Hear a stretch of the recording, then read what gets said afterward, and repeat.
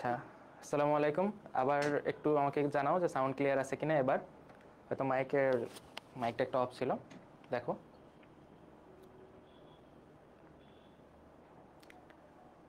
Sound clear শোনা গেলে আমরা ক্লাসে আগাবো।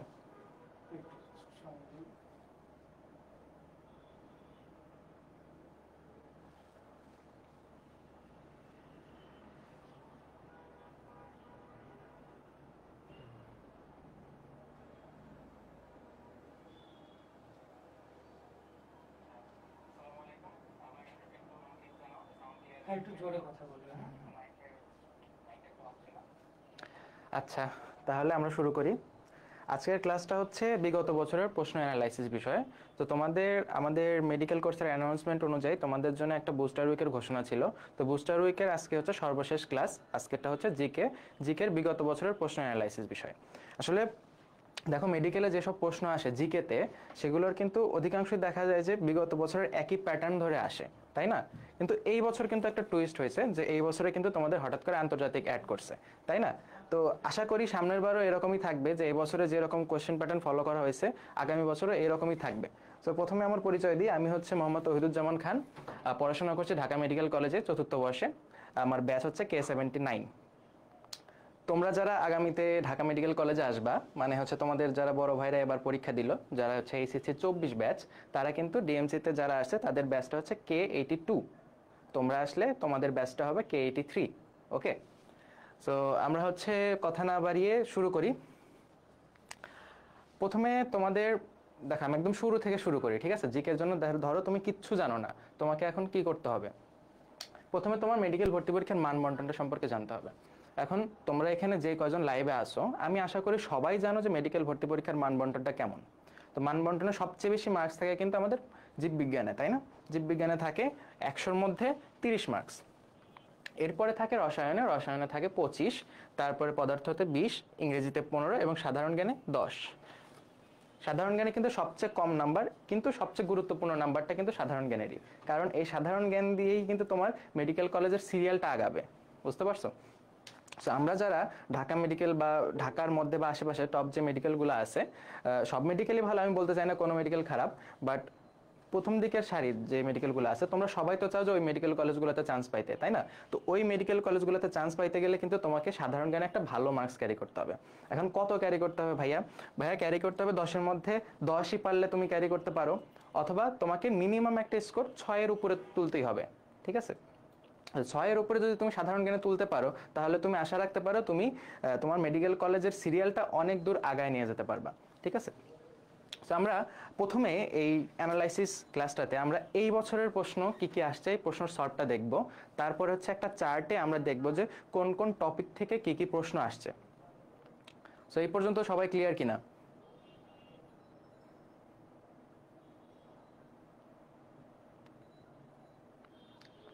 একজন প্রশ্ন করছে, ভাইয়া আপনার পজিশন কত ছিল? আমি হচ্ছে জাতীয় মেধায় ছিলাম 98তম। আমার সেশন হচ্ছে 2021-22, আর আমার মার্কস ছিল হচ্ছে 85.5। মানে আমাদের বছর এই বছর যে মেডিকেল ভর্তি পরীক্ষা যেরকম কম্পিটিশন ছিল, ওই রকমই একটা কম্পিটিশন ছিল, যে ডিএমসির কাট মার্কটা ছিল আমাদের ব্যাচে মেবি খুব সম্ভবত তোমার 83.5 এরকম সামথিং। মানে আমার যদি আর 2 মার্ক কম পাইতাম তাহলে আমার ঢাকা মেডিকেল কলেজ আসতো না, ঠিক আছে? এবার দেখো, আমরা হচ্ছে এই 2024 সালের যে ব্যাচটা ছিল এইচএসসি, তাদের যে মেডিকেল ভর্তি পরীক্ষা হয়েছে, এই ভর্তি পরীক্ষার প্রশ্নর সলভটা আগে দেখব। তো আমরা কিন্তু একটা ব্রড হেডিংয়ে বিভিন্ন টপিক আলোচনা করি।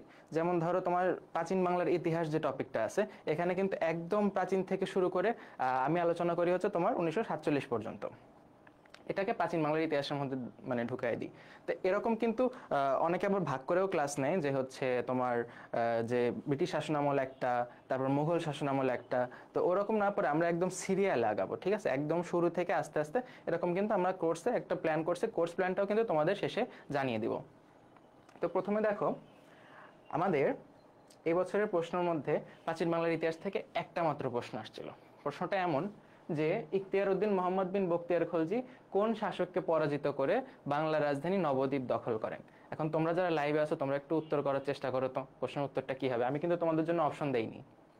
এই বছরে কিন্তু এই প্রশ্নটা কিন্তু মেডিকেল ভর্তি পরীক্ষায় আসছে। তো তোমরা যারা জানো উত্তর করে ফেলো।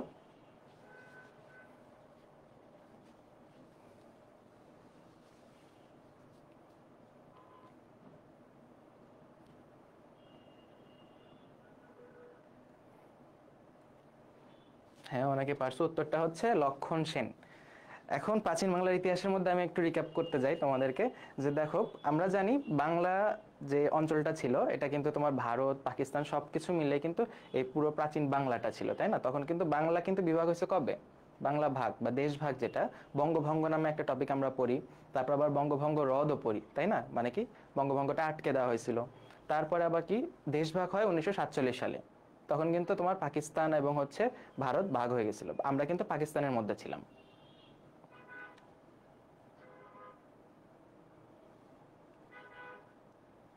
আচ্ছা, অনেকে জানতে চাইছো এটা কিসের ক্লাস।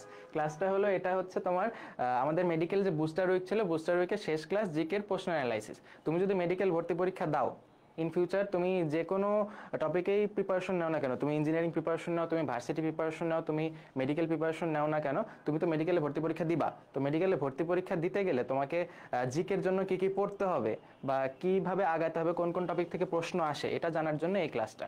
তো দেখো, আমরা প্রথমে আলোচনা করতেছিলাম যে এই বছরে মেডিকেল ভর্তি পরীক্ষায় কোন প্রশ্নগুলো আসছে। তো এই প্রশ্নের 1 নম্বর প্রশ্নটা হচ্ছে তোমার প্রাচীন বাংলার ইতিহাস থেকে একটা মাত্র প্রশ্ন আসছে, সেটা হলো যে ইখতিয়ার উদ্দিন মোহাম্মদ বিন বখতিয়ার খলজি যে বাংলার রাজধানী যে নবদ্বীপ ছিল, এটা কবে মানে কার বিরুদ্ধে লড়াই করে জয় করেন, কোন শাসককে পরাজিত করে? তো আমরা জানি বাংলা অঞ্চলটাকে সবচেয়ে বেশি সময় শাসন করছে হচ্ছে পালরা। পালের পরে ছিল কিন্তু সেন, এবং সেন শাসনের পরাজয়ের মাধ্যমে কিন্তু তোমার যে ইসলামী যে শাসন, সুলতানি শাসন, এই শাসনগুলো কিন্তু শুরু হয়। তো ইখতিয়ার উদ্দিন মোহাম্মদ বিন বখতিয়ার খলজি কিন্তু, তোমার নাম দেখেই বুঝতে পারছো তিনি একজন মুসলিম। তিনি কিন্তু এই যে সেন শাসন আমলের সর্বশেষ যে রাজা লক্ষণ সেন, তাকে কিন্তু পরাজিত করে তোমার এই বাংলার রাজধানী নবদ্বীপ দখল করেন। তিনি মাত্র 17 জন সৈন্য নিয়ে আসছিলেন।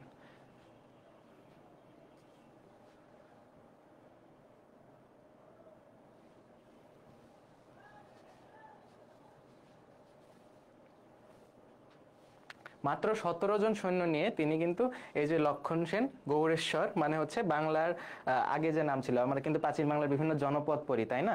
গৌড়ও কিন্তু একটা জনপদ ছিল। আমরা কিন্তু গৌড়ের ছোট সোনা মসজিদ, গৌড়ের বড় সোনা মসজিদ, গৌড় বলতে চাঁপাইনবাবগঞ্জ এই অঞ্চলটা বুঝি। তার মানে পশ্চিমবঙ্গ বাংলার যে মধ্যবর্তী অঞ্চলটা, এই বাংলা অঞ্চল আর কি। এই গৌরেশ্বর মানে গৌড়ের যে অধিপতি, তিনি ছিলেন লক্ষণ সেন, তাকে কিন্তু পরাজিত করেন ইখতিয়ার উদ্দিন মোহাম্মদ বিন বখতিয়ার খলজি।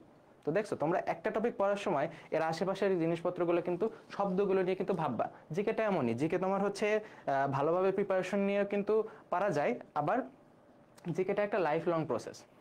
তুমি একদম ছোট থেকে বিভিন্ন টপিক সম্পর্কে তোমার আগ্রহ থাকবে, তুমি আগ্রহ সম্পর্কে জানতে থাকবা, যত বেশি জানবা এটার কোনো শেষ নাই, এটার কোনো নির্দিষ্ট সিলেবাস হয় না। কিন্তু আমরা মেডিকেলের জন্য অ্যানালাইসিস করে আগাবো, ঠিক আছে? জিকের কিন্তু আসলে কোনো সিলেবাস হয় না, এটা একদম সত্য কথা। তো তোমাকে কি করতে হবে, তোমার বিগত বছরে যে প্রশ্নগুলো আসছে শর্টকাটে প্রিপারেশন নেওয়ার জন্য ওই টপিকগুলোই তুমি বারবার দেখে যাবা, যাতে তোমার প্রশ্নটা কমন আসে। অ্যান্ড আলটিমেটলি আসেও, তুমি যখন তোমার বিগত বছরের প্রশ্নগুলো দেখবা, দেখবা যে একই ধাঁচের প্রশ্ন একই টপিক থেকে কিন্তু রিপিট হয়। প্রশ্ন রিপিট না হলেও টপিকটা কিন্তু রিপিট হয়।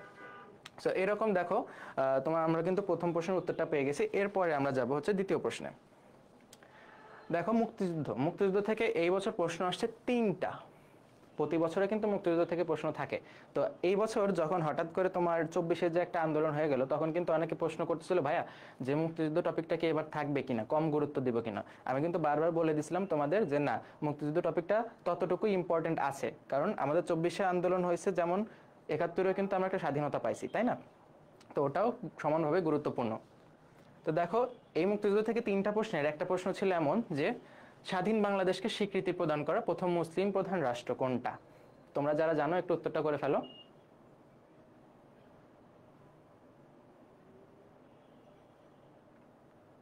আমি কিন্তু এই বছরের মানে যে মেডিকেল ভর্তি পরীক্ষার প্রশ্নগুলো আসছে এগুলো আলোচনা করতেছি প্রথমে, তারপরে হচ্ছে একটা চার্ট অনুযায়ী তোমাদেরকে দেখাবো যে কোন কোন টপিক থেকে কোন কোন বছর কয়টা প্রশ্ন আসছে, এবং আমরা কি কি কোর্স প্ল্যানে আগাবো সামনে, এবং আমাদেরকে কোন কোন হেডিংয়ে টপিকগুলো পড়তে হবে। জিকের কিন্তু কোনো সিলেবাস হয় না, তো যেই প্রশ্নগুলো আসছে আমরা ওই প্রশ্নগুলো থেকে ধারণা নিব। তার ভিতরে এই বছর কিন্তু একটা ম্যাসিভ চেঞ্জ আসছে, যে তোমাদের টপিকটা কিন্তু একটু চেঞ্জ হয়ে গেছে, বাংলাদেশের সাথে আন্তর্জাতিক অ্যাড হয়েছে। আগে ছিল শুধুমাত্র বাংলাদেশের অভ্যুদয়ের ইতিহাস ও মুক্তিযুদ্ধ, বাংলাদেশের ইতিহাস ও মুক্তিযুদ্ধ, জাস্ট এইটুকু ছিল। কিন্তু এই বছর বাংলাদেশ বিষয়াবলী প্লাস আন্তর্জাতিক বিষয়াবলী কিন্তু অ্যাড করা হয়েছে। তো একজন উত্তর করছো, সেটা হচ্ছে সেনেগাল। দেখো এখানে কিন্তু কনফিউশনের একটা জায়গা আছে। তো আমরা কিন্তু আমাদের বছরে একটা প্রশ্ন আসছিল এমন যে বাংলাদেশকে সর্বপ্রথম স্বীকৃতি দেয় কোন দেশ? তখন কিন্তু ভুটান বা ভারত, এই জিনিসটা নিয়ে অনেক আমাদের মানে বিতর্ক চলতেছিল। জাস্ট আমাদের ভর্তি পরীক্ষার 1 মাস আগে, মানে জাস্ট আগের মান্থেই কিন্তু টেলিভিশনে একটা হেডলাইন দিয়ে নিচে তোমার হচ্ছে ব্রেকিং নিউজ টাইপের একটা ঘোষণা আসতেছিল যে হচ্ছে বাংলাদেশকে সর্বপ্রথম ভুটানই স্বীকৃতি দেয়। তো আমরা যতই ভারত ভারত বলতাম, উত্তরটা কিন্তু ভুটান ছিল। তো মুসলিম রাষ্ট্র সম্পর্কে জানতে গেলে তোমাদেরকে এই 3টা জিনিস মাথায় রাখতে হবে এক্সট্রা। যখন তুমি বাংলাদেশকে স্বীকৃতি দানকারী দেশের সম্পর্কে পড়তে যাবা, তখন এই তিনটা তথ্য তুমি মনে রাখবে একটু কষ্ট করে। প্রথমটা হচ্ছে বাংলাদেশকে যে স্বীকৃতি দেয়, প্রথম দেশ কিন্তু ভুটান, তারপরে হচ্ছে ভারত। এরা দেয় 6 ডিসেম্বর, বাংলাদেশের তোমার যে বিজয় দিবস আছে 16 ডিসেম্বরের আগেই। তারপরে অনেক দেশই দেয়। তার ভিতরে দেখো ইউরোপীয় দেশের মধ্যে সর্বপ্রথম যে স্বীকৃতি দেয় সেই দেশটা হচ্ছে জার্মানি। মানে হচ্ছে 11ই জানুয়ারি, জাস্ট 10 জানুয়ারি ছিল হচ্ছে বঙ্গবন্ধু স্বদেশ প্রত্যাবর্তন, তার পরের দিনে, ঠিক আছে। 11ই জানুয়ারি 1972 সালে কিন্তু বাংলাদেশকে স্বীকৃতি দেয় জার্মানি। জার্মানি হচ্ছে প্রথম ইউরোপীয় দেশ প্লাস প্রথম সমাজতান্ত্রিক দেশ। আমরা হচ্ছে গণতান্ত্রিক দেশ, তাই না? তো প্রথম সমাজতান্ত্রিক দেশ এবং প্রথম ইউরোপীয় দেশ, যে কোনো প্রশ্ন আসলেই তুমি উত্তর করবে হচ্ছে জার্মানি। তারপরে যে জিনিসটা, সেটা হচ্ছে স্বীকৃতি দানকারী প্রথম মুসলিম দেশ, প্রথম অনারব মুসলিম দেশ, প্রথম আফ্রিকান দেশ। এই 3টা প্রশ্নের উত্তরই হবে হচ্ছে সেনেগাল। তাহলে নিশ্চয়ই তোমরা প্রশ্নের উত্তর পেয়ে গেছো যে তাহলে বাংলাদেশকে স্বীকৃতি প্রদানকারী প্রথম মুসলিম রাষ্ট্র কোনটা। এখানে কিন্তু আমার অন্য কোনো তথ্য উল্লেখ করে নাই। প্রথম মুসলিম রাষ্ট্র কিন্তু আমরা সেনেগাল। প্রথম অনারব মুসলিম রাষ্ট্র, সেটাও সেনেগাল। প্রথম আফ্রিকান দেশ, সেটাও সেনেগাল। ওকে, কিন্তু যদি এখানে মুসলিমের আগে অনারব বা আরব এই জিনিসগুলো উল্লেখ করতো, তখন কিন্তু একটা কনফিউশনের জায়গা ছিল। মানে অনারবটা হচ্ছে তোমার সেনেগাল, এবং আরব দেশ যদি থাকতো তখন কিন্তু উত্তর করতে হতো তোমাকে ইরাক। ওকে, তো বাংলাদেশকে স্বীকৃতি দানকারী দেশ সম্পর্কে যে কয়টা প্রশ্ন আসা পসিবল সবগুলো কিন্তু আমরা আলোচনা করে ফেলছি। সো নেক্সট ইয়ার যদি তোমার এরকম প্রশ্ন আসে প্রথম আরব দেশ কোনটা, তখন কিন্তু তুমি ইজিলি উত্তর করতে পারবা। ওকে, তাহলে আমরা নেক্সট প্রশ্নে আগাই। মুক্তিযুদ্ধ সম্পর্কে 3টা প্রশ্নের মধ্যে আরেকটা প্রশ্ন ছিল এটা যে 1971 সালে স্বাধীন বাংলা ফুটবল দলের অধিনায়ক কে ছিল। এখন স্বাধীন বাংলা ফুটবল দল কেন গঠন করা হয়েছিল এটা কি তোমরা জানো? বাংলাদেশে যখন মুক্তিযুদ্ধ চলে তখন কিন্তু অনেকেই কিন্তু আমাদের পাশের দেশ ভারতে শরণার্থী হিসেবে গেছিল। তো শরণার্থীদের যে একটা অবস্থা ছিল, তাদেরকে খাবার দাবার প্লাস চিকিৎসা সবকিছু নিয়ে কিন্তু অনেক বেশি অর্থের প্রয়োজন ছিল। তো সেই অর্থের যোগান দেওয়ার জন্য কিন্তু এই যে স্বাধীন বাংলা ফুটবল দল ঘোষণা করা হয়েছিল। এবং এই দলের যারা প্লেয়ার ছিল তারা বিভিন্ন জায়গায়, বিভিন্ন দেশ বা বিভিন্ন তোমার দলের সাথে খেলে যে পরিমাণ তোমার অর্থ আসতো, এই অর্থটা কিন্তু এই শরণার্থীদের সেবায় কিন্তু তারা দান করে দিয়েছিল। তো এই স্বাধীন বাংলা ফুটবল দলের অধিনায়ক ছিলেন হচ্ছেন জাকারিয়া পিন্টু। এবং এই দলেরই কিন্তু আরো 2-1 জনের নাম কিন্তু সামনে আসবে, যেগুলো তোমরা হয়তো শুনে আসছো। জাকারিয়া পিন্টুর নাম না শুনলেও তোমরা কিন্তু কাজী সালাউদ্দিনের নামটা শুনছো। যে কাজী সালাউদ্দিন কিন্তু আমাদের হচ্ছে এই যে বাংলাদেশ ফুটবল ফেডারেশন যেটা ছিল তার কিন্তু সাবেক সভাপতি ছিলেন। তো কাজী সালাউদ্দিনও কিন্তু এই স্বাধীন বাংলা ফুটবল দলের একজন খেলোয়াড় ছিলেন। সাথে ছিলেন হচ্ছে তোমার ননী বসাক, তারপরে হচ্ছে সমরেশ হাজরা, এরকম যারা ছিল তারা কিন্তু এই স্বাধীন বাংলা ফুটবল দলের খেলোয়াড় ছিলেন। এটা হচ্ছে ছবিটা দেখতে পাচ্ছ, এই ছবিটা হচ্ছে স্বাধীন বাংলা ফুটবল দলের। তো দেখো স্বাধীন বাংলা ফুটবল দল কেন গঠন করা হয়েছিল, তারপরে হচ্ছে কে ছিল ক্যাপ্টেন, তারপর সদস্য 3 জনের নাম তুমি জেনে ফেললা। এরপরে যদি এখান থেকে প্রশ্ন আসে তুমি কিন্তু অ্যান্সার করতে পারবা। ওকে, তাহলে আমরা নেক্সট প্রশ্নে যাই। মুক্তিযুদ্ধ সম্পর্কে 3টা প্রশ্নের আরেকটা প্রশ্ন ছিল এমন যে মুক্তিযুদ্ধকালে বাংলাদেশ ফিল্ড হাসপাতাল সূচনা করেন কে। দেখো তোমার মেডিকেল ভর্তি পরীক্ষা দিবা আর স্বাস্থ্য রিলেটেড কোনো প্রশ্ন পাবা না, এরকম খুব কমই বছর গেছে যেখানে তোমার স্বাস্থ্য রিলেটেড কোনো প্রশ্নই আসে নাই, খুব কমই বছর গেছে। তো এই বছরে এরকম দেখো মুক্তিযুদ্ধ সম্পর্কে প্রশ্ন আসছে, কিন্তু তার সাথে তোমার হাসপাতাল শব্দটা অ্যাড করে দিচ্ছে, কারণ তুমি মেডিকেল ভর্তি পরীক্ষা দিবা। সো মেডিকেল ভর্তি পরীক্ষার জন্য আরেকটা ইম্পর্টেন্ট টপিক হলো, যে কোনো টপিক তুমি পড়ো না কেন সেখানে যদি স্বাস্থ্য রিলেটেড কিছু থাকে তো ধরো কোনো রাজসভা পড়তেছো, রাজসভার একজন চিকিৎসক থাকতে পারেন। তারপরে হচ্ছে তুমি কোনো একটা দেশের অবকাঠামো পড়তেছো, সেখানকার হাসপাতাল বা সেখানকার স্বাস্থ্য ব্যবস্থা, কোনো টিকা বা এনিথিং। তো স্বাস্থ্য রিলেটেড যে কোনো কিছু যদি থাকে ওই টপিকটার মধ্যে, ওই জিনিসটা তোমাকে গুরুত্ব দিতে হবে, কারণ তুমি মেডিকেল ভর্তি পরীক্ষা দিতে যাচ্ছ। তো এটা কিন্তু অ্যানালাইসিস। ওকে, দেখো এখানে একজনকে ছবি দেখাবো আমি তোমাদেরকে, এই ছবিতে কে আছে সেটা তোমাদেরকে বলতে হবে।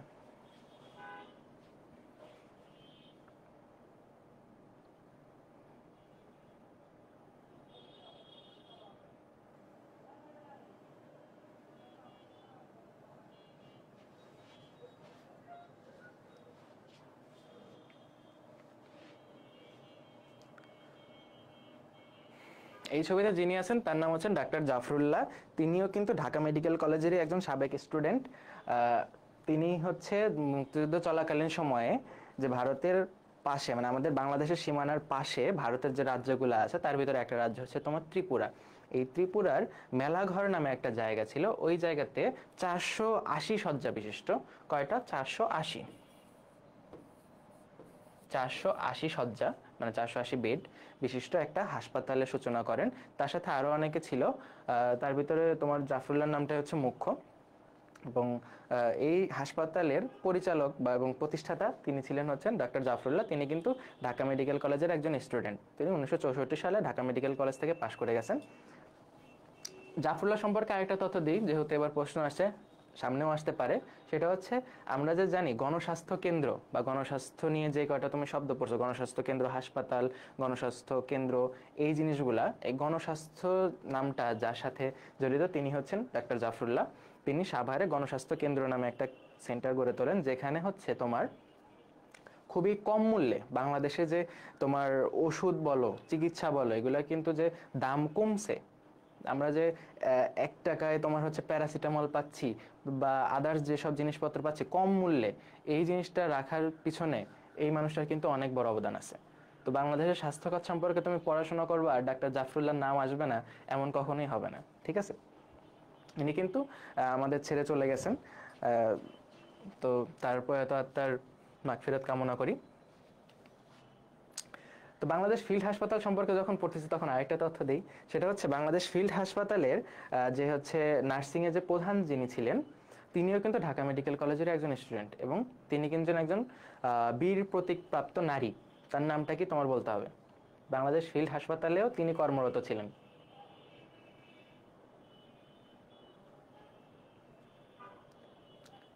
আমি কিন্তু ক্লু দিয়ে দিয়েছি অলরেডি যে তিনি হচ্ছেন একজন নারী বীর প্রতীক এবং ডাক্তার, কারণ তিনিও ঢাকা মেডিকেল কলেজ থেকে পড়াশোনা করছেন অ্যান্ড তিনিও এই বাংলাদেশ ফিল্ড হাসপাতালে কর্মরত ছিলেন। তিনি হচ্ছেন ক্যাপ্টেন সিতারা বেগম, ডাক্তার সিতারা বেগম। ঠিক আছে, তিনি কিন্তু হচ্ছে আমাদের এই ঢাকা যে তোমার সেক্টর ছিল, 2 নম্বর সেক্টর ছিল না ঢাকা, এই 2 নম্বর সেক্টরের সেক্টর কমান্ডার ATM হায়দার, তার কিন্তু বোন ছিল।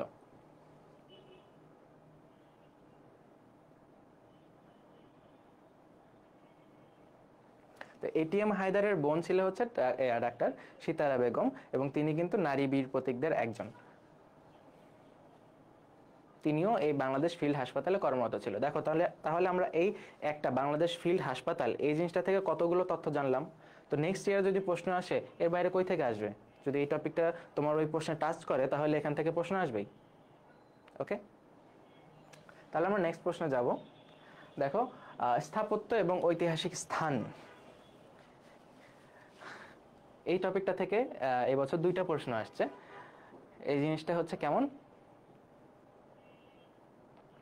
না, ফিল্ড হসপিটাল ঢাকাতে না, ফিল্ড হসপিটালটা হচ্ছে আমাদের পাশে যে ভারত আছে, ভারতের ত্রিপুরা রাজ্যে মেলাঘর নামে একটা জায়গা ছিল, ওই জায়গাতে।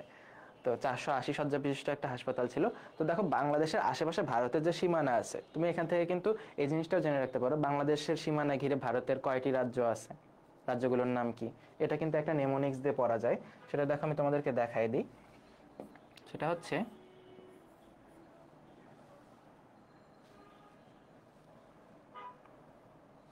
হয়ে গেল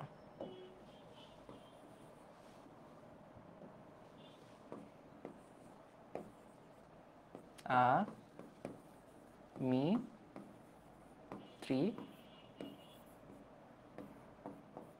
তো বাংলাদেশের যে সীমানা আছে, এই সীমানার বাংলাদেশের জেলা কয়টা? 64টা জেলার মধ্যে তোমার 31টা জেলার সাথে কিন্তু হচ্ছে ভারতের সীমানা আছে। তো ভারতের যেহেতু রাজ্য হচ্ছে 29টা, তাহলে কয়টা রাজ্যের সাথে বাংলাদেশের সীমানা আছে সেটা যদি প্রশ্ন আসে, তখন তুমি এই দেখো কয়টা আছে, 1 2 3 4 5, 5টা রাজ্যের সাথে কিন্তু আমাদের দেশের ভারতের সাথে সীমানা আছে। এই 5টা রাজ্যের নাম কি কি? আদি হচ্ছে তোমার আসাম, তারপর হচ্ছে মিজোরাম, ত্রিপুরা, মেঘালয় এবং পশ্চিমবঙ্গ। এই যে ত্রিপুরা দেখতেছো, এই ত্রিপুরা রাজ্যেরই মেলাঘর নামে একটা জায়গা ছিল, এই জায়গাতেই হচ্ছে বাংলাদেশ ফিল্ড হাসপাতালটা ছিল। ওকে, এরপরের প্রশ্নটা দেখো, বাংলাদেশের 100 টাকার নোটে কোন মসজিদের ছবি আছে? তখন এই প্রশ্নটা আসলে হচ্ছে অনেকের কমন পড়ে গেছে, বা অনেকের হচ্ছে একটু চালাকি করছো, যার পকেটে 100 টাকার নোট ছিল সে হয়তো দেখে ফেলতে পারছো, অথবা ওই পরীক্ষার হলের যে 1 ঘন্টা যে সময়টা, ওই সময় কারো মাথা কাজ করে না। আসলে যাদের মাথা কাজ করে না, পকেটে 100 টাকার নোট থাকা সত্ত্বেও তুমি দেখতে পারো নাই, তখন তোমার উপায় কি? তুমি যদি কোনোদিন খেয়াল করে না থাকতা, তাহলে কিন্তু তোমার এই প্রশ্নটা পারার কথা না, তাই কিনা? আমি কি করছিলাম, আমি হচ্ছে গত বছর তোমাদের ভাইয়াপুদের হচ্ছে একটা নোট দিছিলাম। এই টপিকটা যখন ক্লাস নিচ্ছিলাম, তখন তাদেরকে বলে দিছিলাম যে তোমার বিভিন্ন টাকার পিছনে যে মসজিদগুলো আছে, কি কি আছে সব জানার দরকার নাই, কোন কোন মসজিদ আছে এই মসজিদটা তোমরা একটু জেনে যাবা, কারণ এটা থেকে প্রশ্ন আসতে পারে। এন্ড আলটিমেটলি প্রশ্ন আসছে। দেখো আমি তোমাদের নোটটা দেখাই। আমি এই নোটটা হচ্ছে তোমাদের যারা হচ্ছে এই বছর 24 ব্যাচে তারা পরীক্ষা দিল তাদেরকে দিয়ে দিছিলাম। সেটা হচ্ছে দেখো 5 টাকার নোট, তারপরে হচ্ছে 10 টাকার নোট, 20 টাকার নোট, 50, 100, 500, এই কয়টা টাকার উপর মসজিদের ছবি দেওয়া আছে। তার ভিতরে দেখো 5 টাকার নোটের উপরে আগের যেটা 1978-এ ইস্যু করা এবং হচ্ছে 2010 সাল পর্যন্ত ব্যাংক যেটা ছাপায় গেছে, এই নোটের কিন্তু সামনের পার্টটাতে কুসুমবা মসজিদের গেটের ছবি ছিল। কুসুমবা মসজিদ হচ্ছে নওগাঁতে, এবং 2011 সালে যে 5 টাকার নোটটা ইস্যু করা হয় সেখানেও কুসুমবা মসজিদের ছবি ছিল, সেটা পিছনের দিকে। তারপরে দেখো 10 টাকার নোট কিন্তু অনেকবার অনেক রকম ভাবে আসছে, প্রত্যেকটাতে কিন্তু আলাদা আলাদা মসজিদের ছবি ছিল। দেখো 10 টাকার নোটে যেটা হচ্ছে 1976 সালে ইস্যু করা ছিল, এটা সামনের ভাগে কিন্তু তারা মসজিদের ছবি ছিল। তারপরে যেটা হচ্ছে 1982 সালে, সেটাতে আতিয়া জামে মসজিদ টাঙ্গাইল। তারপরে লালবাগ কেল্লা মসজিদ ছিল 97টাতে, অ্যান্ড 2002-তে ছিল হচ্ছে বায়তুল মোকাররম, এবং অ্যাট লাস্ট যেটা 2012 সেটাও কিন্তু বায়তুল মোকাররম। এখন বলো ভাইয়া এতগুলো তো মসজিদ ছিল, জানতে হবে কোনটা? সর্বশেষ যেটা রানিং আছে সেই জিনিসটা আমাদের জানতে হবে। তাহলে দেখো এই যেখানে 100 টাকা নোট কিন্তু দুইটা দেওয়া আছে, একটা হচ্ছে তোমার 2005 সালে ইস্যু করা এবং একটা হচ্ছে 2012 সালে ইস্যু করা। তো আমাদের উত্তর করতে হবে 2012 সালেরটা থেকেই। তো 2012 সালের যে 100 টাকার নোট ছিল তার পিছনে তারা মসজিদের ছবি দেওয়া। তো আমি যখন হচ্ছে তোমার স্থাপত্য ক্লাসটা নিচ্ছিলাম, তখন কিন্তু এই আশেপাশে ঢাকা মেডিকেলের আশেপাশে যে স্থাপনাগুলো আছে, যেমন তোমার হোসেনি দালান আছে, তারপরে এখানে লালবাগ আছে, তারপরে এই আরেকটু দূরে যদি যাও তোমার হচ্ছে সলিমুল্লাহ থেকে কাছে, সেটা হচ্ছে আরমানিটোলা, ওখানে কিন্তু তোমার হচ্ছে তারা মসজিদটা আছে। তো এই জিনিসগুলো কিন্তু তোমাদেরকে আইডিয়া রাখতে হবে কোন টাকার পিছনে কোনটা। তো একবার প্রশ্ন দিচ্ছে, পরের বার যে দিবে না এর কোনো গ্যারান্টি নাই। যদি এই টপিকটা টাচ করে, তাহলে দেখো এখান থেকে তোমার টাকার উপরে যে আছে, শুধুমাত্র এই প্রশ্ন না করে তোমাকে এই প্রশ্ন করতে পারে যে দেখো আতিয়া জামে মসজিদ কোথায় অবস্থিত। তো দেখো টাকার নোট থেকেও কিন্তু শেখার অনেক কিছু আছে।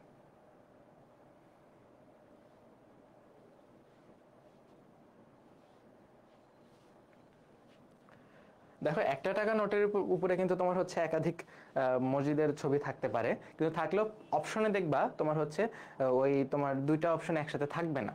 ঠিক আছে, তোমার অ্যান্সার একদম অ্যাপ্রোপ্রিয়েটটাই করতে হবে, এবং সর্বশেষ যেটা ইস্যু হয়েছে সেটাই থেকেই তোমার অ্যান্সার করতে হবে। আগের নোটে কিন্তু 60 গম্বুজ মসজিদ ছিল, অপশনে কিন্তু 60 গম্বুজও ছিল, বাট এটা হচ্ছে 2005 সালে ইস্যু করা। এখন যার পকেটে দুর্ভাগ্যজনকভাবে এই টাকাটা ছিল, সে 60 গম্বুজ একদম কনফিডেন্টলি অ্যান্সার করে দিয়েছে, বাট রং অ্যান্সার। কারণ কি, আমার সর্বশেষটা উত্তর করতে হবে। সর্বশেষ ছিল হচ্ছে তারা মসজিদ। তারপরে দেখো স্থাপত্য থেকে আরেকটা প্রশ্ন ছিল, সেটা হলো এই যে ঢাকা মেডিকেল কলেজ কবে প্রতিষ্ঠিত হয়, কোন সালে প্রতিষ্ঠিত হয়? ঢাকা মেডিকেল কলেজ হচ্ছে বাংলাদেশের সবচেয়ে প্রাচীন মেডিকেল কলেজ। অ্যান্ড আমি যদি তোমাকে বলি বাংলাদেশের সবচেয়ে প্রাচীন হাসপাতাল কোনটা, তখন তুমি কি উত্তর করবা? দেখি কে কে পারো।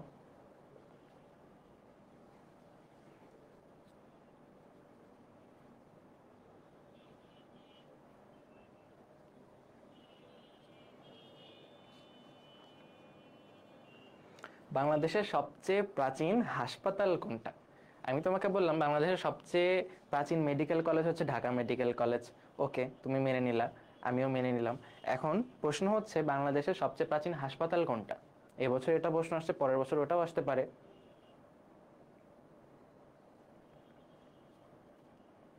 আচ্ছা, আমি ক্লাসটা শেষে তোমাদেরকে এই যে এই স্লাইডটার পিডিএফ কপিটা তোমাদের কমেন্ট সেকশনে দিয়ে দেবো। ওকে, এসএসএমসি বা তোমার অপশনে কিন্তু এসএসএমসি নাও থাকতে পারে। এসএসএমসি মানে হচ্ছে sir Salimullah medical college, but তোমার অপশনে যদি সলিমুল্লাহ মেডিকেল কলেজ না থেকে মিটফোর্ড থাকে, তখন তুমি কি উত্তর করবে তুমি যদি না জানো? তো এখানে উত্তরটা হচ্ছে মিটফোর্ড হাসপাতাল।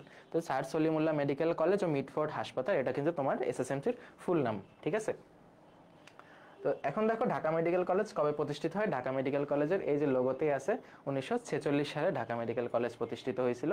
এবং ঢাকা মেডিকেল কলেজের ব্যাচগুলো যে রানিং আছে, এই ব্যাচগুলো হচ্ছে কে দিয়ে, বুঝছো? আমরা আমাদেরকে ডিফাইন করি কে বর্ণটা দিয়ে, কারণ কি এটা হচ্ছে আমাদের এই উপমহাদেশের 11তম মেডিকেল কলেজ। ঠিক আছে, 11তম মেডিকেল কলেজ। সেই হিসেবে দেখো ইংরেজি লেটারের 11 নম্বর বর্ণ আসে হচ্ছে কে। সেই অনুযায়ী আমাদের মেডিকেল কলেজটা তোমার যারা ব্যাচ প্রথম থেকে যে ব্যাচগুলো রানিং আছে তাদেরকে K1 2 3 4 এইভাবে দেয়। কিন্তু একটা টুইস্ট আছে এখানে, কিন্তু K1 2 3 নাই, সরাসরি K5 থেকে শুরু হয়েছিল। এই কারণে দেখো 46 হওয়া সৎ মানে আমরা মেডিকেল কলেজে যখন হচ্ছে মানে এই বার্ষিকীটা পড়ি, যে প্রতি বছর যে হচ্ছে আমরা উদযাপন করি ডিএমসি ডে 10ই জুলাই, এই 1946 সালে 10ই জুলাই প্রতিষ্ঠিত হয়েছিল বলে 10 জুলাই তারিখে আমরা হচ্ছে ডিএমসি ডে পালন করি। ওই ডিএমসি ডে এর যততম হয় ব্যাচ কিন্তু তার থেকে কয়েক বছর আগায় থাকে। কারণ হচ্ছে এই মেডিকেল কলেজটা যখন প্রতিষ্ঠিত হয় তখন হচ্ছে আমাদের পাশে কলকাতা মেডিকেল, ওখান থেকে কিন্তু স্টুডেন্টরা এখানে এসে সরাসরি 5th ইয়ার পর্যন্ত বুক হয়ে গেছিল। এবং এই কারণেই প্রথম যে ব্যাচটা ছিল তারা হচ্ছে K5 দিয়ে শুরু হয়েছিল। বুঝতে পারছো? তা আমার হচ্ছে এখন আমার কে হচ্ছে K79।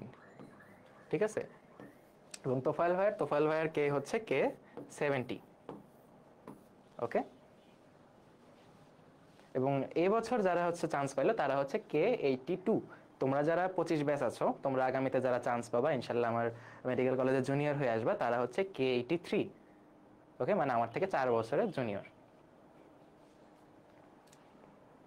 ওকে, এই যে দেখো তোমরা হচ্ছে মেডিকেল কলেজের এই যে লোগোটা দেখতে পাচ্ছ, এখান থেকেও কিন্তু প্রশ্ন আসতে পারে। দেখো গ্রিক মিথোলজিতে চলে যাবে, তো মেডিকেল কলেজে এখানে সাপ দিয়ে কি বোঝায়? অ্যাসক্লেপিয়াস নামে একটা হচ্ছে ক্যারেক্টার ছিল গ্রিক মিথোলজিতে, তার হাতে যে লাঠি ছিল সেটা সাপ হয়ে যেত। আমরা যেরকম হচ্ছে তোমার হচ্ছে আমাদের ইতিহাসেও পড়ে আসছি, সো ওই রকমই আর কি। অনেকটা গ্রিক মিথোলজির যে টপিকগুলো আছে ওগুলো কিন্তু মেডিকেল টার্মিনোলজির সাথে খুবই খুবই খুবই জড়িত। তো তোমরা যারা মেডিকেলে চান্স পাবা বা তোমরা এখনই যারা আছো তারা একটু হালকা পাতলা আইডিয়া রাখতে পারো গ্রিক মিথোলজি নিয়ে। দেখো গ্রিক মিথোলজি থেকে আমি অন্য জায়গায় চলে যাই, সাধারণ জ্ঞান টপিকটা এমনই, তুমি এক জায়গায় স্থির থাকতে পারবে না। দেখো আমি তোমার গ্রিক মিথোলজি এখান থেকে আরেকটা জায়গায় চলে যাই। তোমরা হচ্ছে তোমাদের পায়ের যে হচ্ছে একটা বিশেষ জায়গা, রগ তোমরা বলো তাই না, পায়ের রগ বলো না, এটা কিন্তু আসলে একটা টেন্ডন, তাই না? টেন্ডন কি করে? টেন্ডন হচ্ছে তোমার পেশির সাথে অস্থির জোড়া লাগায়, তাই কিনা? তোমাদের একটু বায়োলজিও পড়াই দিচ্ছি, ভয়ের কোনো কারণ নাই। তো টেন্ডনের কাজ হচ্ছে পেশির সাথে অস্থির জোড়া লাগানো, এবং অস্থির সাথে অস্থির লাগায় হচ্ছে লিগামেন্ট। কারণ কি অস্থি হচ্ছে আমাদের নাড়াচাড়া করতে হয় না, তাই একটু লুজ করে লাগাইতে হবে, তাই লিগামেন্ট। এবং পেশিটা একটু টাইট করে লাগাইতে হবে, তাই টেন্ডন। ওকে, তো এই যে টেন্ডনটা পায়ের যে হচ্ছে গোড়া মানে পায়ের গোড়ালিতে যে টেন্ডনটা আছে এটা কিন্তু সবচেয়ে মোটা, তাই না? সবচেয়ে মোটা এবং সবচেয়ে শক্তিশালী। এবং এই টেন্ডনটার নাম কিন্তু হচ্ছে অ্যাকিলিস টেন্ডন বা টেন্ডো অ্যাকিলিস। তোমরা যারা হচ্ছে চলন অঙ্গচালন অধ্যায়টা পড়ছো ওখানে কিন্তু দেওয়া আছে, এটা হচ্ছে অ্যাকিলিস টেন্ডন। এখন এই নামটা কই থেকে আসছে?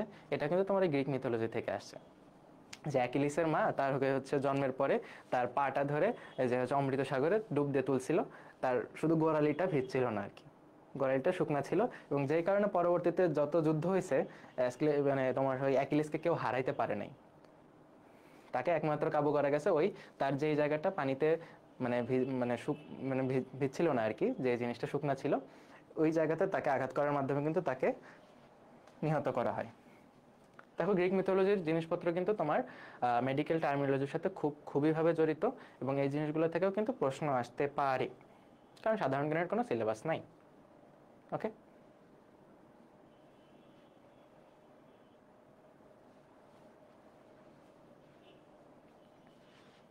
আচ্ছা, এই সাইনটা হচ্ছে তোমার অ্যাসক্লেপিয়াস হচ্ছে তোমার তোমার ইয়ের সাথে জড়িত, তোমার মেডিসিন গ্রিক মিথোলজিতে যত তুমি চিকিৎসা বা আদার্স রিলেটেড জিনিসগুলো পড়বে তখন ওখানে তুমি এই সাইনটা পাবা। যে কোনো মেডিকেল কলেজের লোগো দেখলে কিন্তু ওখানে তুমি সাপ দেখতে পাবা। ওকে, এবার দেখো আরেকটা প্রশ্ন ছিল হচ্ছে বাংলাদেশের মানচিত্র রিলেটেড। এখন এই জিনিসটা হচ্ছে কোনো জায়গায় কারোই কমন পড়ে না এরকম একটা অবস্থা। এটা পুরোপুরি একদম জেনারেল নলেজ, যে ছোটবেলা থেকে তুমি ম্যাপ দেখে আসছো বা তুমি জানো তারা কিন্তু এটা উত্তর করতে পারবা, তাছাড়া অনেকেই কিন্তু এটা উত্তর করতে পারে নাই বা আন্দাজে দাগাই দিছে। এই জিনিসটা হচ্ছে সড়ক পথে সংক্ষিপ্ত দূরত্বে টেকনাফ থেকে তেঁতুলিয়া যেতে হলে কোন জেলাটি অতিক্রম করতে হবে। আমরা জানি বাংলাদেশের সবচেয়ে উত্তরের যে স্থানটা সেটা হচ্ছে তোমার টেকনাফ, মানে সরি তেঁতুলিয়া, আর সবচেয়ে দক্ষিণে যেটা নিচের দিকে সেটা হচ্ছে তোমার টেকনাফ, আর উপরেরটা হচ্ছে তেঁতুলিয়া। আমি মনে হয় একটু ভুল বলে ফেলছি। দেখো সবচেয়ে এটা হচ্ছে উত্তর, এটা হচ্ছে দক্ষিণ, তারপরে এটা হচ্ছে তোমার পশ্চিম, এটা হচ্ছে পূর্ব। তুমি যদি বাংলাদেশের ম্যাপ খেয়াল করো তাহলে দেখবে উপরেরটা হচ্ছে তোমার উত্তর, দক্ষিণ, পূর্ব, পশ্চিম। এখন এর সর্ব উত্তরের যে জেলা সেটা হচ্ছে তোমার পঞ্চগড়।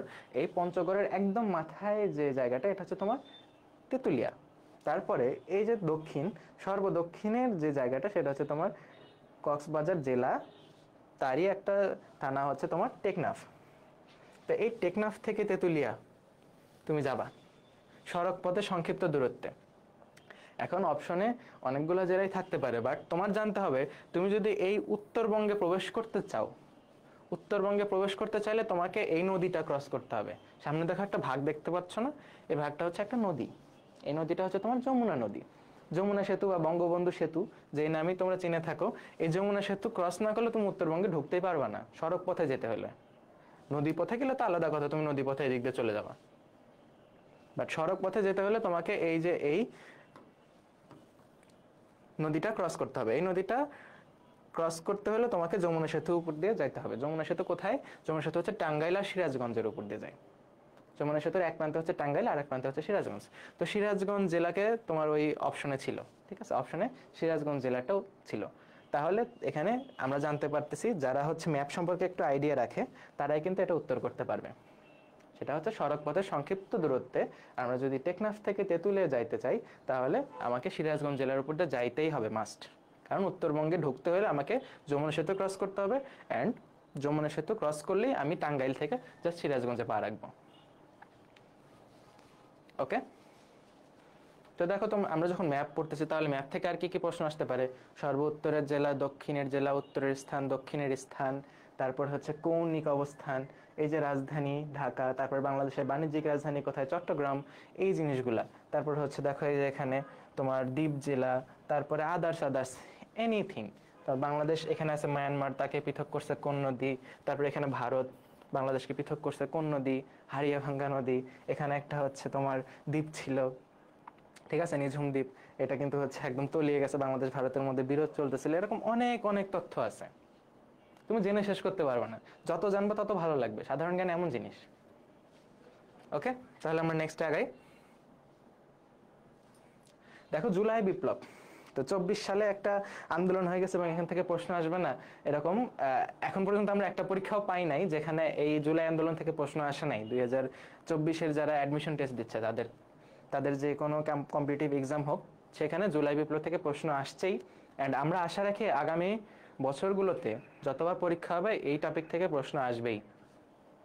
এই টপিক থেকে একটা প্রশ্ন আসছিল, বৈষম্য বিরোধী আন্দোলন চলাকালে আবু সাইদ কবে শহীদ হয়? বৈষম্য বিরোধী আন্দোলনে সর্বপ্রথম শহীদ হচ্ছে আবু সাইদ। তিনি হচ্ছেন রংপুরে বেগম রোকেয়া বিশ্ববিদ্যালয় আছে, বেগম রোকেয়া বিশ্ববিদ্যালয়ের 12তম ব্যাচের ইংরেজি বিভাগের শিক্ষার্থী। তিনি হচ্ছে 16 তারিখে, এই যে এই ছবিটা সবাই দেখছো, 16 তারিখে পুলিশের গুলিতে কিন্তু তিনি নিহত হয়। এবং একই দিনে চট্টগ্রামে আরেকজন শহীদ হয় যার নামটা হচ্ছে আমরা অনেকে জানি না, তার নাম হচ্ছে ওয়াসিম আকরাম। তিনি হচ্ছে একজন ছাত্র দলের কর্মী ছিল, অ্যান্ড তাকেও কিন্তু হচ্ছে তোমার চট্টগ্রামের ভাষায় বলা হয় চট্টলার প্রথম মানে শহীদ, তাই না? তিনিও কিন্তু 16 জুলাই একই টাইমে কিন্তু হচ্ছে মৃত্যুবরণ করেন। বাট আমরা ওয়াইডলি এর নামটা জানি, সর্বপ্রথম মানে ইতিহাসটা এমনই, সবাই হচ্ছে প্রথম জনকে মনে রাখে, তারপরের গুলোকে কেউ মনে রাখে না। যেমন সবাই আমরা জানি চাঁদে প্রথম পা রাখছে কে, নীল আর্মস্ট্রং, আমরা সবাই জানি, বাট দ্বিতীয় কে রাখছে সেটা বলো তো, অনেকেই জানি না, তাই না? তো প্রথম শহীদ হচ্ছে আবু সাইদ, দ্বিতীয় কে? দ্বিতীয় যখন প্রশ্ন আসবে তখন হচ্ছে তোমার ওয়াসিম আকরাম। ওকে,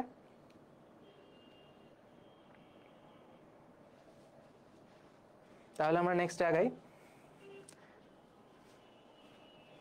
তোমরা বুঝতে পারতেছো ক্লাসটা?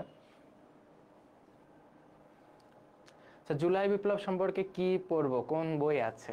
জুলাই বিপ্লব সম্পর্কে আমি হচ্ছে তোমাদের যারা আছে সিনিয়র ভাইয়াপুরা ছিল, যারা হচ্ছে 24 ব্যাচ পরীক্ষা দিচ্ছে, এখন অ্যাডমিশন যারা দিচ্ছে, আগামীতে তাদের ডেন্টাল ভর্তি পরীক্ষা আছে 28 তারিখে। তো তাদেরকে হচ্ছে আমি একটা সুন্দর নোট করে দিয়েছিলাম সাম্প্রতিকের যা যা লাগবে সব কিছু নিয়ে। ওখানে হচ্ছে জুলাই বিপ্লবের একদম শুরু থেকে শেষ পর্যন্ত আছে। আমি ইনশাল্লাহ কোর্সেও এটা ইনক্লুড করে দেব। তোমরা যারা আগামীতে আমার সাথে আসবা বা তোমাদের যাদের যাদের লাগবে আমাকে নক করতে পারো, আমি হচ্ছে তোমাদের এটা দিয়ে দিব যে জুলাই বিপ্লব সম্পর্কে কি কি পড়তে হবে, এভরিথিং।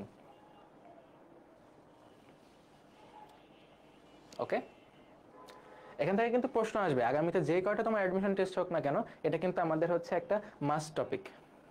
ঠিক আছে, এই বছরই ইনক্লুড হয়েছে, অ্যান্ড আগামীতে যতগুলো তোমার অ্যাডমিশন টেস্ট হবে সবগুলোতে কিন্তু এই টপিক থেকে প্রশ্ন আসবেই। ওকে, তাহলে আমরা নেক্সটে যাই। আন্তর্জাতিক, এই বছর অ্যাড করা আন্তর্জাতিক টপিক থেকে জাস্ট দুইটা প্রশ্ন আসছে।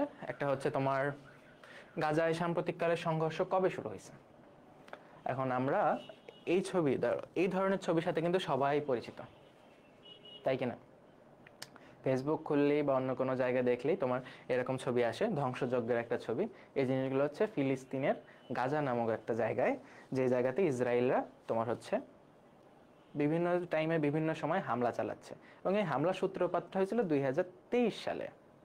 ঠিক আছে, 2023 সালের অক্টোবর মাসের 7 তারিখে তোমার হচ্ছে এই জিনিসটা শুরু হয়, যে সর্বপ্রথম তোমার ইসরায়েল হচ্ছে গাজার উপরে হামলা চালায়। এবং এরপর থেকে পাল্টা ধাওয়া ধাওয়া পাল্টা ধাওয়া এরকম চলতেই আছে। একবার হচ্ছে তোমার ফিলিস্তিনের যে বাহিনী আছে বা হচ্ছে তোমার বিপ্লবী বাহিনী, যাদেরকে হামাস নামে আমরা চিনি, তারা হচ্ছে তোমার ইসরায়েলদেরকে হামলা করে। ইসরায়েলরা আবার হচ্ছে তার বিপরীতে অনেক বেশি পরিমাণে হামলা করে ফিলিস্তিনিদের উপর। ইসরায়েল হচ্ছে সবচেয়ে ক্ষমতাধর রাষ্ট্রগুলোর মধ্যে একটা, টপ 10 যদি হিসাব করি তার ভিতর তোমার ইসরায়েল পড়ে। এবং এই ইসরায়েলের কিন্তু অনেক বেশি তোমার পারমাণবিক অস্ত্র শস্ত্র সব কিছুই আছে। তো তারা এই গাজাতে বা ফিলিস্তিনের উপরে যত বেশি আক্রমণ করছে, ফিলিস্তিন তার ধরো এক কানা করেও করতে পারেনি। ঠিক আছে,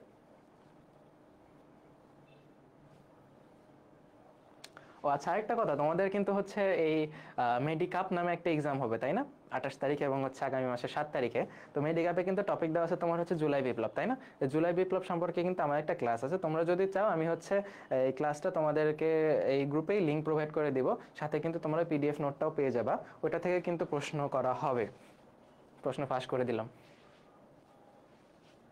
ওকে, তাহলে দেখো এই জিনিসটা, প্রশ্নটা কেমন ছিল? প্রশ্নটা ছিল হচ্ছে গাজায় সাম্প্রতিককালের সংঘর্ষ কবে শুরু হয়েছে। এটা শুরু হয়েছিল 2023 সালের অক্টোবর মাসে। অ্যান্ড রিসেন্ট ঘটনা, সবচেয়ে রিসেন্ট যেটা, সেটা হচ্ছে এই গত মাসের মানে জানুয়ারি মাসের 19 তারিখের দিকে একটা হচ্ছে চুক্তি স্বাক্ষর করা হয়েছে, যেটাতে হচ্ছে দুই দলই সমর্থন করছে যে তারা এখন যুদ্ধবিরতি দিবে। তারা নিজেরা নিজেদেরকে মানে একে অপরকে এখন আর কোনো হামলা করবে না। বাট এটা হওয়ার পরেও তোমার হচ্ছে ইসরায়েল থামা নেই, তারা হচ্ছে গাজাতে প্রতিনিয়ত হামলা চালাতেই আছে। তারপর নেক্সটে যাই। দেখো, একটা প্রশ্ন ছিল, এটা হচ্ছে আন্তর্জাতিকও বলা যায়, আবার হচ্ছে একটু স্বাস্থ্য রিলেটেডও বলা যায়। অ্যাসেপটিক সার্জারির জনককে? অ্যাসেপটিক সার্জারির জনককে? এখন দেখো, অনেকে কিন্তু হচ্ছে তুমি একটু সাধারণ জ্ঞান বললাম না, সব জায়গা থেকে জ্ঞান নেওয়া যায়। অনেকে হয়তো এই জিনিসটার নাম দেখছো, তাই না? এই জিনিসটা অনেকের বাসায় আছে বা অনেকের নামও শুনছো, লিস্টারিন, যেটা তোমার হচ্ছে কুলকুচি করা হয়, মুখ ক্লিন করা হয়, তাই না?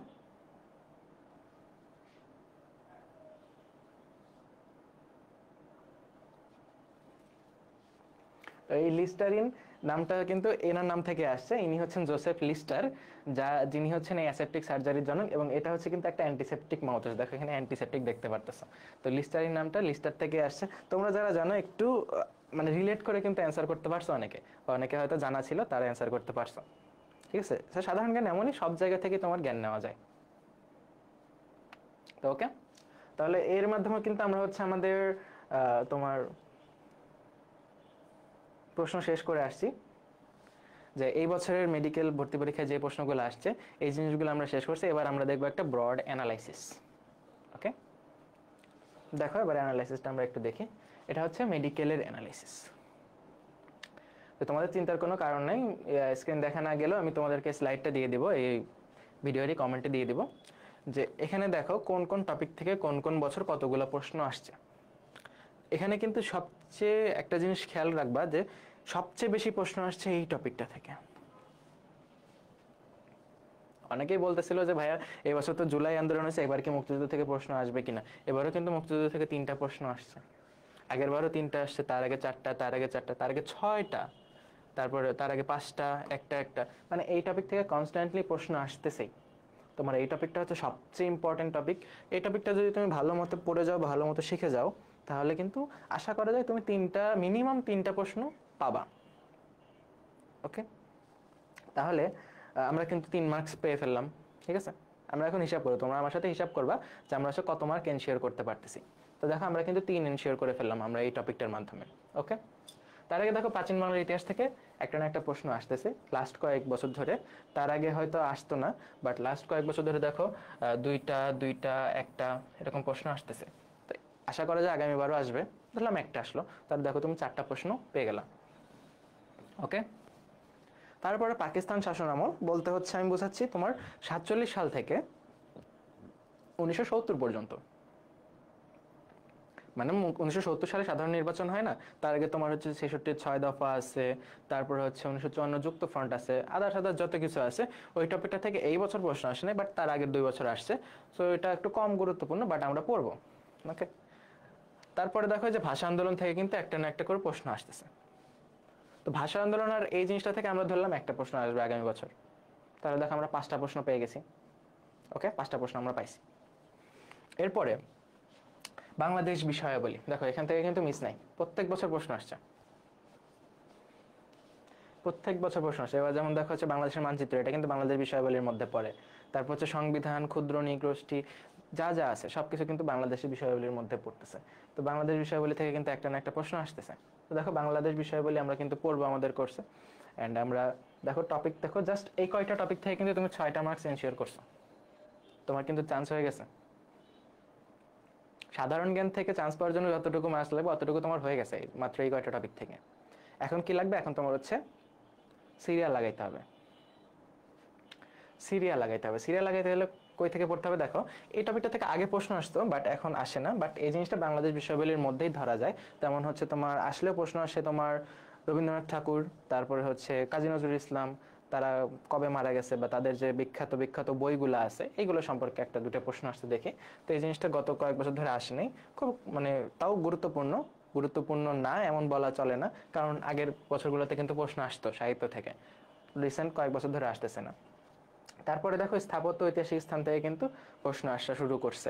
এবছর কিন্তু 2টা অলরেডি প্রশ্ন দিছে। তোমার হচ্ছে যে টাকার নোটে আমি দেখাইলাম কি কি আসছে। তারপরে হচ্ছে আরো তোমার আদার্স যেসব ঐতিহাসিক স্থানগুলো আছে ঢাকার আশেপাশে, তারপরে হচ্ছে তার তোমার অন্যান্য জায়গায়, যেমন পাহাড়পুর, ময়নামতি অ্যান্ড এনিথিং। বাংলাদেশ কিন্তু একটা হচ্ছে সমৃদ্ধ, ইতিহাস সমৃদ্ধ দেশ। তো ঐতিহাসিক যে স্থানগুলো আছে এটার অবস্থান এবং হচ্ছে এই সম্পর্কে যে গুরুত্বপূর্ণ তথ্যগুলো আছে এগুলো থেকে কিন্তু প্রশ্ন আসে। তো দেখো আমরা হচ্ছে এই সাহিত্য, এটা এখান থেকে ধরলাম আমরা একটা প্রশ্ন আসবে। ওকে, তাহলে আমরা 7টা প্রশ্ন পেয়ে গেছি। এরপরে দেখো খেলাধুলা থেকে রিসেন্ট কয়েক বছরের প্রশ্ন আসে নাই, তার আগে আসতো। অ্যান্ড এই বছর আসার একটা খুব সম্ভাবনা ছিল, যদিও আসে নাই, আগামী বছরেও আসতে পারে।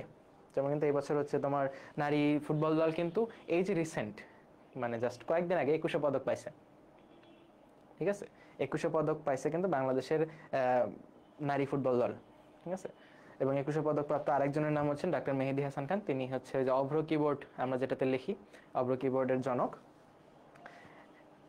এই জিনিসগুলো হচ্ছে সাম্প্রতিকের মধ্যে পড়বে, এই জিনিসটা থেকে প্রশ্ন আসে। তারপরে দেখো খেলাধুলা থেকে আমরা ধরলাম হচ্ছে একটা প্রশ্ন আসবে, আশা করা যায়। অ্যান্ড এই যে স্বাস্থ্য খাত কয়েক বছর আসে নাই, বাট রিসেন্টে আসা শুরু করছে। এবং মেডিকেল যেহেতু ভর্তি পরীক্ষা দিবা, তুমি যে কোনো টপিকে স্বাস্থ্য রিলেটেড জিনিস পাইলে ওই জিনিসটা আগে পড়বা, এবং ওই জিনিসটা থেকে আমরা আশা করি প্রশ্ন আসবে। তাহলে এখান থেকে আমরা আরেকটা প্রশ্ন ধরবো। ওকে, তাহলে আমরা কয়টা প্রশ্ন পাইলাম, 8টা। 10টার মধ্যে কিন্তু 8টা প্রশ্ন আমরা পেয়ে গেছি। 8 থাকে কয়টা, 2টা। দেখো আর 2টা আমরা কমন ফেলবো। আসো আন্তর্জাতিক বিষয়াবলী এই বছর অ্যাড করছে, সামনের বছরও থাকবে। একটা বড় হেডিংসে যেহেতু অ্যাড করছে, এখান থেকে প্রশ্ন থাকবে না এরকম কখনোই হবে না। সো এখান থেকে আরেকটা প্রশ্ন মাস্ট থাকবে, একটার বেশিও থাকতে পারে, একটা তো অবশ্যই থাকবে। তাহলে 9টা প্রশ্ন আমরা পেয়ে গেছি, কোনো সন্দেহ নাই। আরেকটা হচ্ছে সাম্প্রতিক ঘটনার প্রবাহ, মানে জুলাই আন্দোলন।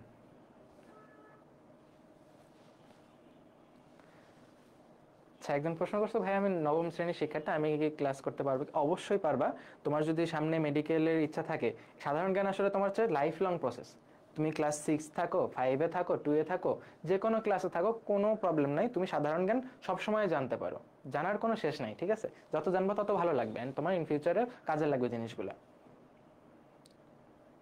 ওকে, দেখো সাম্প্রতিক ঘটনার প্রবাহ মানে হচ্ছে জুলাই আন্দোলন, তাই না? জুলাই আন্দোলন থেকে কিন্তু এই বছর যেহেতু শুরু হয়েছে, প্রত্যেকটা তোমার হচ্ছে অ্যাডমিশন টেস্টে আমরা এই প্রশ্নটা দেখছি, অ্যান্ড আগামীতেও আশা রাখি যতবার তোমার মেডিকেল অ্যাডমিশন হবে, যদি না কোনো নতুন ইতিহাস তৈরি হয়, এই টপিক থেকে প্রশ্ন আসতেই থাকবে। তাহলে দেখো আমরা 10-এ 10 কিন্তু পেয়ে গেছি। আমাদের অ্যানালাইসিস শেষ। তাহলে আমাদের টপিকস কিন্তু একদম ক্লিয়ার, চোখের সামনে কিন্তু একদম আমি তোমাদেরকে দেখাই দিলাম, ভিজুয়ালাইজ করে দিলাম কি কি পড়তে হবে, কোন কোন জায়গা থেকে প্রশ্ন আসবে। ওকে, এবার দেখো আমরা একইভাবে ডেন্টালে যাব। তোমাদের ভাইয়া আপুদের হচ্ছে যারা 24 ব্যাচ, তাদের হচ্ছে পরীক্ষা আগামী 28 তারিখে। আজকে কয় তারিখ? আজকে হচ্ছে তোমার হচ্ছে 24 তারিখ মেবি।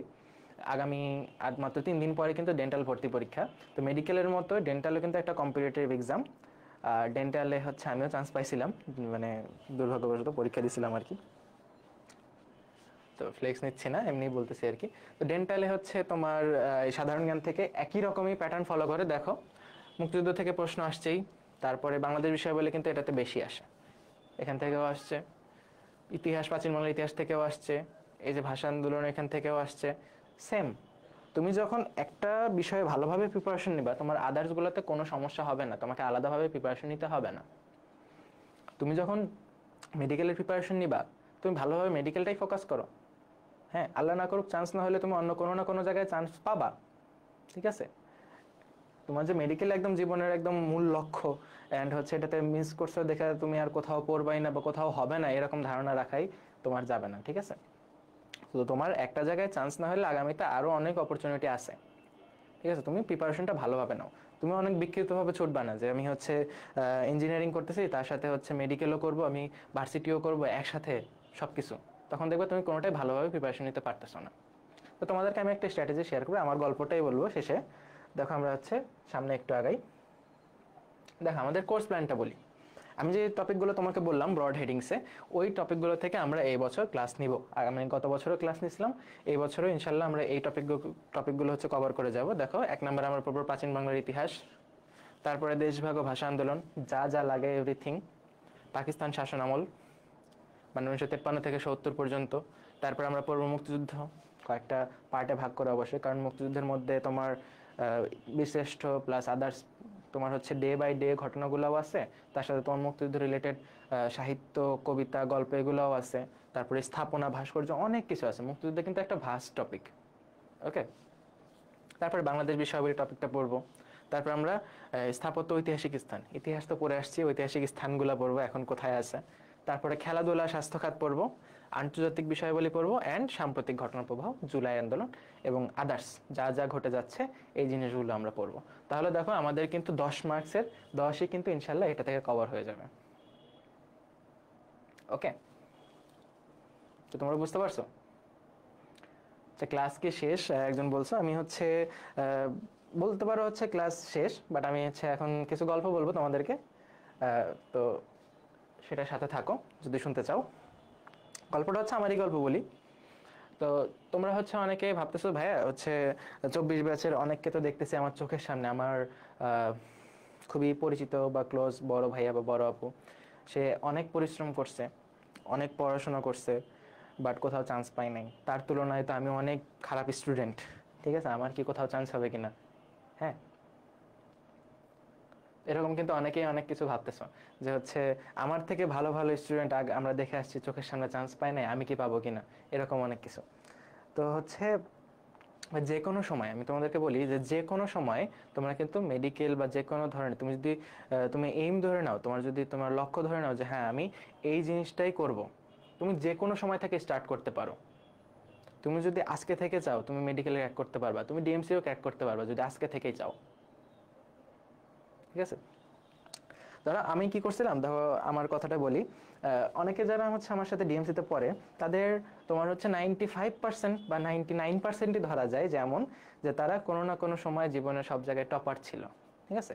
তার কলেজে টপার বা অন্যান্য জায়গায় পরীক্ষা সব জায়গাতে সে টপার ছিল, বোর্ড স্ট্যান্ড করা, তারপরে সব ধরনের মানে মনুষ্য প্রজাতি আমরা কিন্তু আমার ক্লাসমেটদের মধ্যে দেখছি। বাট আমি বলি আমি কিন্তু কোথাও কোনো টপার ছিলাম না কখনো, ঠিক আছে? আমার কলেজ ছিল হচ্ছে বগুড়ায় সরকারি আজিজুল হক কলেজ, আমার কলেজে অনেকে থাকতে পারো।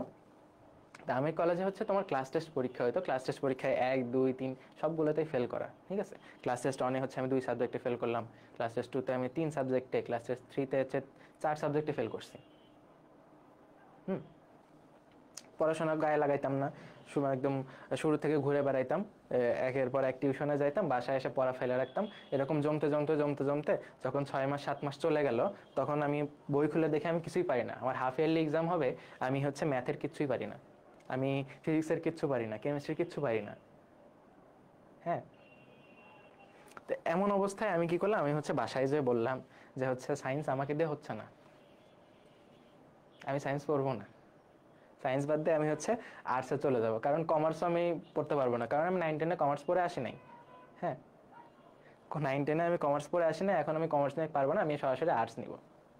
এখন বাড়িতে 6 মাস 7 মাস চলে গেছে, এখন বাড়ির থেকে বলতেছে না তুমি চেষ্টা করতে থাকো, তোমার যে যে ফ্যাসিলিটি লাগে সব সুযোগ সুবিধা দিচ্ছি, কিন্তু অন্য বিষয়ে তোমার শিফট করা যাবে না।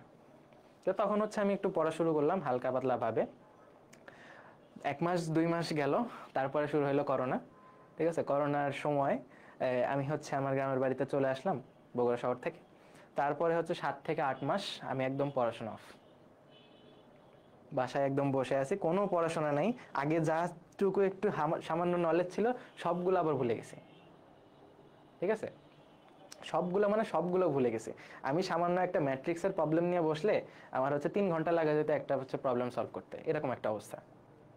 হুম, তো এরকম অবস্থায় তোমার 7 মাস 8 মাস চলে যাওয়ার পর আমি হচ্ছে হালকাভাবে একটু পড়া শুরু করলাম, এবং হচ্ছে তখন মনে হয় নভেম্বর মাস মোস্ট প্রবাবলি 2020-এর, মানে সবকিছু ঠিক থাকলে আমি হচ্ছে এইচএসসি 21 ব্যাচ, তো তো আমাদের সময় হচ্ছে এপ্রিলে হচ্ছে এক্সাম হতো এইচএসসিটা, তো 21 সালের এপ্রিল মাসে হচ্ছে এক্সাম হওয়ার কথা এইচএসসি সব ঠিক থাকলে।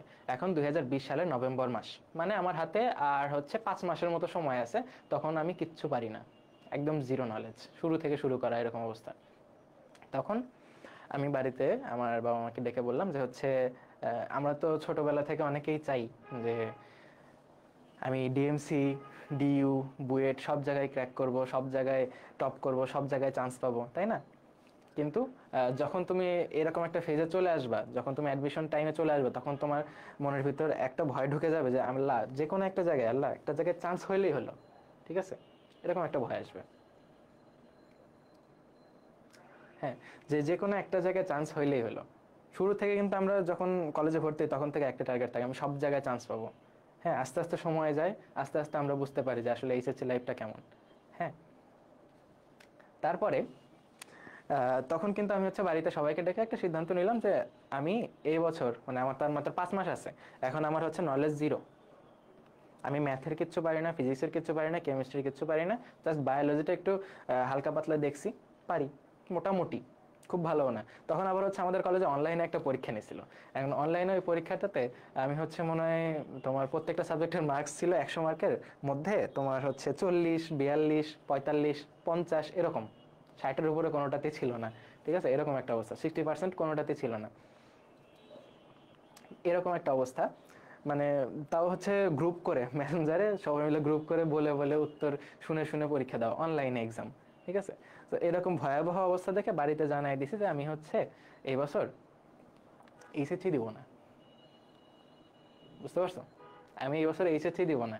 তখন হচ্ছে তোমার জানুয়ারি মাস, 2021-এর জানুয়ারি মাস, সব ঠিক থাকলে এপ্রিলে হচ্ছে আমার এইচএসসি পরীক্ষা, আর মাত্র 3 মাস আছে, আমি বলতেছি আমি হচ্ছে এইচএসসি পরীক্ষা দিব না। এখন আমার বাড়িতে রাজি যে না, যেহেতু পড়া হয় নাই 1 বছর গ্যাপ দেই, ওকে? তারপরে হচ্ছে একটা টুইস্ট আসলো, সেটা হচ্ছে আমাদের এইচএসসি কবে হবে সেই জিনিসটা একটু মানে ক্লিয়ার ছিল না। আমরা জানতেছিলাম যে, আমরা একদম কনফার্ম যে এপ্রিলে অন্তত আমাদের এইচএসসি হচ্ছে না, কবে হবে এটা জানি না, বাট এই এপ্রিলে হবে না। অ্যান্ড আমাদের শর্ট সিলেবাস দিয়ে দেওয়া হলো ফেব্রুয়ারি মাসে। তখন একটু স্বস্তির নিঃশ্বাস ফেললাম যে না, এবার একটু পড়া যায়। তখন হচ্ছে আমি শর্ট সিলেবাস ধরে ধরে পড়া শুরু করলাম। অ্যান্ড আমাকে যান বাঁচাইতে হবে। সর্বপ্রথম হচ্ছে কেমিস্ট্রি, তারপরে হচ্ছে তোমার ফিজিক্স, তারপরে হচ্ছে ম্যাথ, এগুলার হচ্ছে শর্ট সিলেবাস হচ্ছে আমি পড়া শুরু করলাম। আবার হচ্ছে টিউশনে গেলাম, নতুন করে পড়তেছি। অ্যান্ড এই টাইমে হচ্ছে তোমার এপ্রিল মাস থেকে, খুব সম্ভবত এপ্রিলের তোমার হচ্ছে 4 বা 5 তারিখে হচ্ছে আমাদের আগের ব্যাচের মেডিকেল ভর্তি পরীক্ষার ফলাফল দেয়। এবং ওই দিন যখন দেখলাম যে সবাই চান্স পাচ্ছে, চান্স পাওয়াদের অনুভূতি কীরকম, মানে জাস্ট সামনের বছর আমার পরীক্ষা, এই বছর সবার চান্স পাওয়া দেখতেছি, তখন কিন্তু আমার মনের মধ্যে একটা হচ্ছে সুপ্ত আশা জাগে যে না, আগামী বছর আমিও এইভাবে একই জায়গাতে থাকতে চাই। অ্যান্ড আমার ওই এপ্রিল মাস থেকে পড়া শুরু। অ্যান্ড ঠিক তার পরের বছর এপ্রিলের 5 তারিখে আমার মেডিকেল ভর্তি পরীক্ষার ফলাফল দেয়, অ্যান্ড আমি ঢাকা মেডিকেল কলেজে। এখন আমি তোমাদের সবাইকে এরকম বলবো না যে তুমি যে একদম শেষ মুহূর্তে পড়া শুরু করো, বাট তুমি যখন চাচ্ছ তুমি এখন থেকে শুরু করো। তুমি যখন চাবা, যখন তুমি একটা জিনিস চাইবা, তখন থেকে যদি চেষ্টা করতে শুরু করো, ইনশাল্লাহ তুমি ওটাতে সফল হবা। And আমি হয়েছি, ইনশাল্লাহ তোমরাও হবা। তো আজকের ক্লাস এই পর্যন্তই। তো আমার কথাগুলোর মধ্যে অনেক ভুল ত্রুটি ছিল, তো তোমাদের যাদের অনেকের কাছে হয়তো খারাপ লাগতে পারে শুনতে, তো আমাকে ক্ষমা করে দিও। তো আজকের ক্লাস এই পর্যন্তই। সবার জন্য শুভকামনা। আসসালামু আলাইকুম।